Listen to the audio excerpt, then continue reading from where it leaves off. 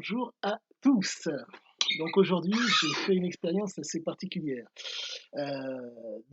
Sachez qu'il faisait donc 4 degrés ce matin et donc ce dimanche, bref, j'ai décidé d'aller marcher sous 4 degrés, donc pour ne pas changer en débardeur, quoique, petit changement en débardeur, en short et en chaussettes taille basse et j'ai fait donc un tour du jardin des plantes et je dirais que la première longueur que j'ai faite, je l'ai faite avec Zik et l'aventure dans la main.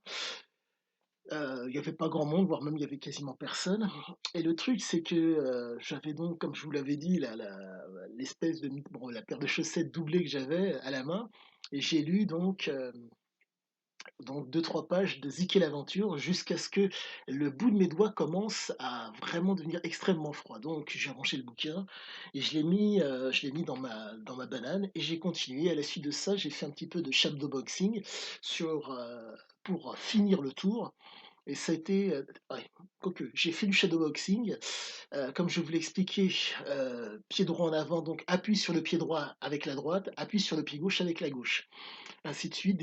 J'ai alterné mais toujours en ayant une assise, en faisant en sorte que les 2 pieds, en tout cas, ayant une approche, si je puis dire, comment dire? En étant, comme un digitigrade sur la pointe des pieds si possible, pour, faire en sorte que la projection de la force soit toujours, vers l'avant et ça a été extrêmement, comment dire? Intéressant au niveau kinesthésique.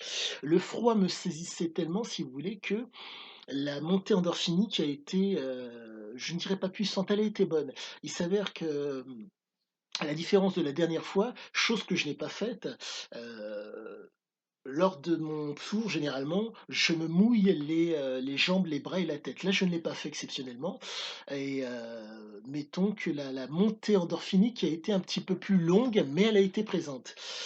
Chose que j'ai faite. Avant de sortir de chez moi, je me suis mouillé la tête, les bras pardon et les jambes et je suis parti et ça a été extrêmement agréable et donc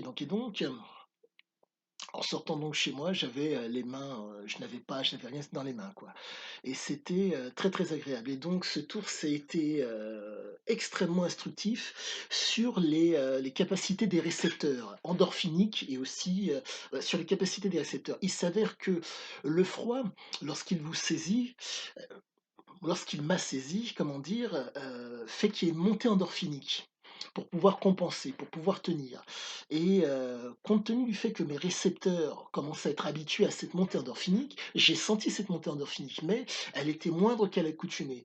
La seule chose que je peux vous dire, c'est que, cet ancrage par la lecture des matinale, dans Zik et l'aventure me fait énormément de bien. Je crois que je suis un addict. Et au-delà de ça, voilà quoi. C'est une approche qui est très, très bonne et donc là, je suis rentré et le corps recommence à reprendre, si je puis dire, la température, en tout cas le sang, pardonnez-moi, le sang revient au niveau des extrémités. Il va falloir que j'aille prendre ma douche froide pour, bref, pour vaquer à mes occupations pour ma journée.